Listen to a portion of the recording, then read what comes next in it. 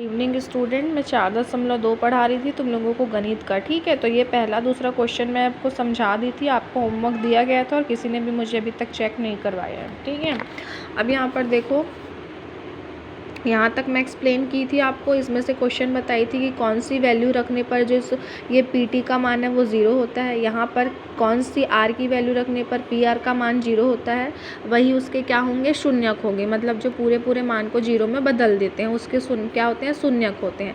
यहाँ पर आर का मान दिया था, अब यहाँ पर आर का मान, टी का मान या एक्स का मान क्या है, नहीं दिया है। ठीक है, तो जैसे कि यहाँ पर देखो, अब मुझे इसका शून्यक बनाना है। शून्यक मतलब ये जो पूरा का पूरा पद है उसको मुझे क्या करना है, जीरो में बदलना है।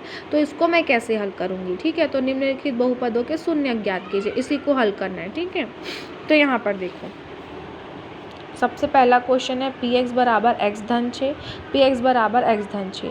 अब धन 6 में मैं ऐसी कौन सी संख्या जोड़ूं कि ये पूरा का पूरा पद किस में बदल जाए, जीरो में बदल जाए। तो धन 6 में अगर मैं ऋण 6 घटा दूंगी तो एक ऋण है एक धन है, क्या हो गया, जीरो हो गया। तो ये क्या हो जाएगा, पूरा जीरो। तो मतलब यहाँ पर लिखोगे ऋण 6 जो है वो बहुपद का क्या होगा, शून्यक होगा। ऋण 6 क्या होगा, बहुपद का शून्यक होगा। इसको आप लोग लिखोगे। ठीक है, अब उसी के जैसे पांचवा क्वेश्चन क्या है, देखो तो पी आर बराबर सी आर प्लस डी, और यहाँ पर क्या लिखा है, C D are not equal to, मतलब कि ये मैं हिंदी इंग्लिश में लिखा है, इसको यहाँ पर बस ये देख लो, सी और जो डी है वास्तविक नियत संख्याएं हैं, मतलब कि उसका मान क्या है, बी जीरो के बराबर नहीं है बता रहा है। ठीक है, तो अब यहाँ पर देखो हम लोग वही क्या है, सी आर प्लस डी लिखा है, तो आर की जगह ऐसी कौन सा मान रखूँ मैं, ये पूरा पद जीरो हो जाए। तो मैं लिख दी उसकी जगह माइनस डी बटे सी। तो सी से सी क्या हो गया, कट गया, ये ऋण डी और ये धन डी, तो पूरा मान क्या हो जाएगा आपका, जीरो हो जाएगा। ठीक है, तो माइनस डी बटे सी जो है वो क्या होगा, बहुपद का शून्यक हो जाएगा। ठीक है, अब छठवां क्वेश्चन क्या है, देखो तो पी यू बराबर 3 यू ऋण 6 है। ठीक है, तो अब यहाँ पर देखो 6 में से 3 घटाने पर कुछ नहीं मिलेगा, तो यहाँ पर भी 6 होना चाहिए। तो मैं इसका 3 का गुना किससे करूँ कि 6 मिलेगा, तो 2। ठीक है, तो इसलिए u का मान क्या रखे, 2 रखे। तो 3 दूनी 6, एक धन 6 एक ऋण 6, पूरा क्या हो गया, जीरो। तो 2 इज़ मतलब कि 2 जो क्या है, बहुपद का शून्यक है। ठीक है, तो ये तो एकदम इजी टाइप के क्वेश्चन है, इसको आप इजीली बना सकते हो। तो जल्दी से जल्दी 4.2 कंप्लीट करो और उसके बाद में मुझे कॉपी चेक कराओ। ठीक है, चलो आज हम देखते हैं 4.3। ठीक है, तो 4.3 में अभी तक हम लोगों ने बहुपद की घात पढ़ी, बहुपद की का शून्यक पढ़ा है ना, और बहुपद के गुणांक पढ़े कि x का गुणांक क्या होता है, ये सब हम रिमाइंड कर लो। ठीक है, अब हम बहुपद को क्या करेंगे, जोड़ेंगे। क्या करेंगे, जोड़ेंगे। ठीक है, तो जोड़ते कैसे हैं वो मैं आपको सिखाती हूँ। तो पहला क्वेश्चन क्या है, 2x की घात 2 धन x धन 1 एवं का मतलब धन का निशान, 3x की घात 2 धन 4x धन 5, इसको हमको क्या करना है, जोड़ना है। ठीक है, तो चलो अब आपको जोड़ना सिखाते हैं। तो यहाँ देखो 2x की घात 2 धन x धन 1 धन, दूसरे ब्रैकेट में क्या लिखेंगे, ब्रैकेट का यूज़ जरूर करना भाई, बिना ब्रैकेट के मत बनाना, धन 3x की घात 2 धन 4x धन 5। ठीक है, धन है तो ब्रैकेट ओपन कर दिए तो कोई भी निशान चेंज नहीं होगा। तो 2x की घात 2 धन x धन 1 धन 3x की घात 2 धन 4x धन 5। ठीक है, अब जोड़ने घटाने का नियम क्या कहता है, जिसके पास x की घात 2 है और जिसके पास x की घात 2 है वही जुड़ेंगे।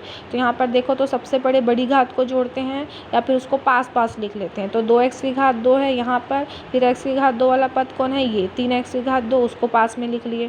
फिर x वाला है तो x एक बचा, यहाँ लिखे। फिर x वाला पद कौन है, ये 4x है, उसको लिख लिए। फिर बिना x वाला पद कौन बचा, ये 1 बचा, और फिर कौन बचा, 5 बचा। अब देखो x की घात 2 है, यहाँ पर भी x की घात 2 है, तो x की घात 2 के सामने जो भी उसका गुणांक होता है, मतलब x की घात 2 का गुणांक 2, यहाँ पर 3 है, तो वो संख्याएं क्या हो जाती है, जुड़ जाती है, जिसकी घात समान हो ना उसी की।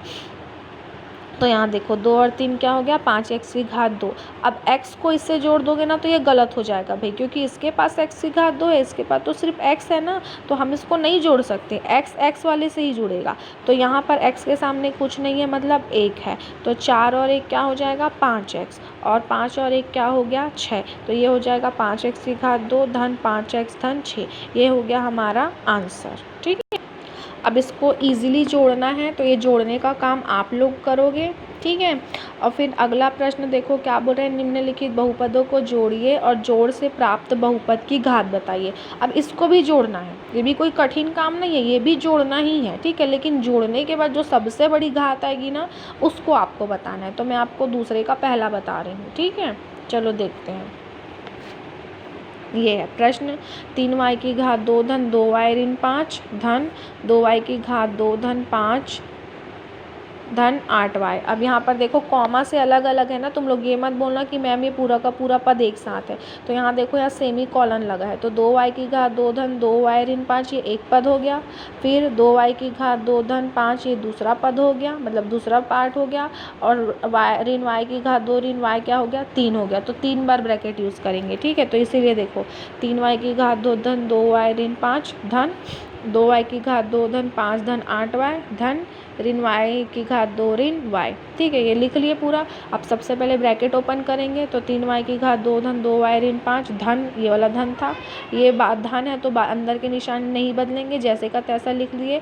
2y की घात 2 धन 5 धन 8y ऋण, ये धन और ये ऋण मिलकर क्या बनाया, ऋण बनाया। फिर से ये धन और ये ऋण मिलकर क्या बनाया, ऋण बनाया, ठीक है। जहाँ कहीं भी ऋण दिख गया और धन दिख गया तो किस में बदल जाता है, ऋण में बदल जाता है, ठीक है।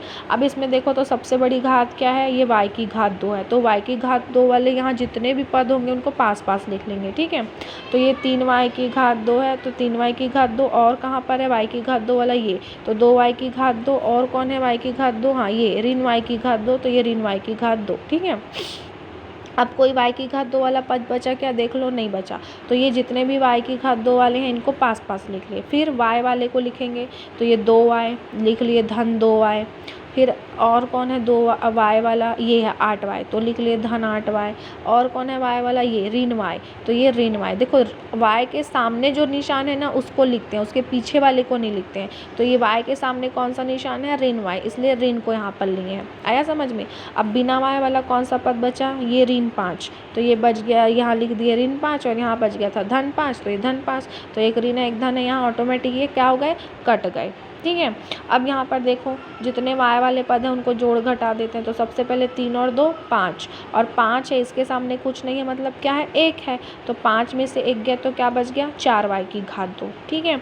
इसको जोड़ लेते हैं, तो ये धन है ये भी धन है, तो 8 और 2 10, और ये लेकिन ये ऋण है और ऋण है, एक ही y है, तो यहाँ पर क्या जाएगा 1, तो 10 में से 1 गया तो क्या बचेगा 9y। यही हमारा आंसर है। लेकिन यहाँ पर सबसे बड़ी घात क्या है, 2 है, तो आंसर में क्या लिखोगे, बहुपद की घात क्या होगी, 2 होगी। क्या होगी, बहुपद की घात 2 होगी। आया समझ में। तो आप लोग जो दूसरा क्वेश्चन है वो भी बना के रखना, ठीक है, बनाना, और वीडियो को बार बार देखो तभी समझ आएगा, ठीक है। एग्जाम्पल से समझने की कोशिश करो, एग्जाम्पल में भी जोड़ना घटाना उसकी घात दिया है उसको समझोगे तो ज़्यादा ईजी पड़ेगा, ठीक है। चलो बाय, और होमवर्क करना भाई।